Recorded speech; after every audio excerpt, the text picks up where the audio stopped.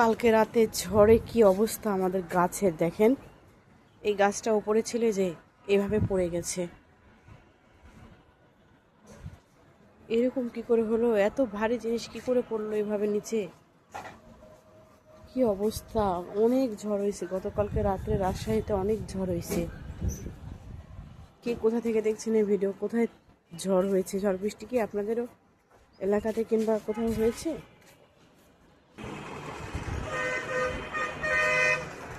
বালতি টালতি পড়ে কি অবস্থা! আমাদের এই ছাদের এই কর্নারে বৃষ্টি হলে কিংবা গাছেগুলোকে পানি দিলে এখানে পানি জমে থাকার কারণ কি আপনারা কেউ বলতে পারবেন? যদি কেউ জানেন একটু বলবেন তো। এই কর্নারে এসে সব পানি জমা হয়ে থাকে। কবুতরকে খাবার দেওয়া হয়েছে, খাবার খাচ্ছে।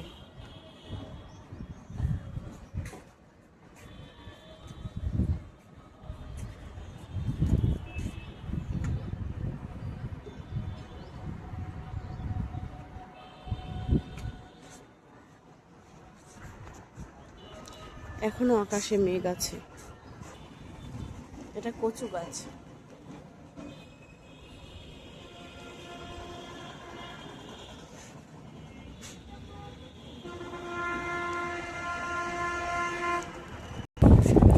ছাদে অ্যাডেনিয়াটা ফুটেছে।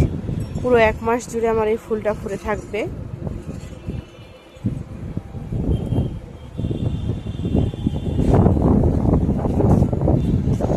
সুন্দর বাতাস, কিন্তু নদীটা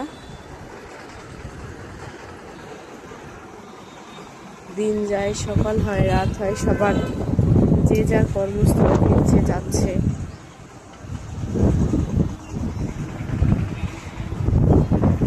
বাতাস কত সুন্দর একটা বাতাস, ভালো লাগছে।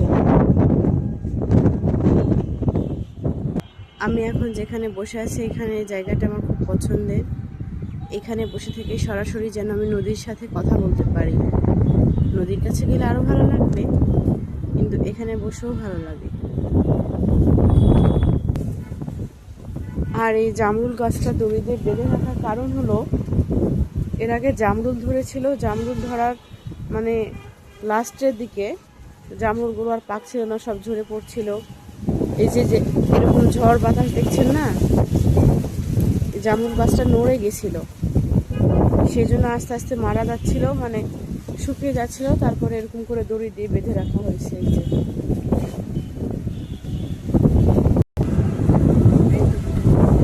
আকাশে অনেক মেঘ আছে এখনো।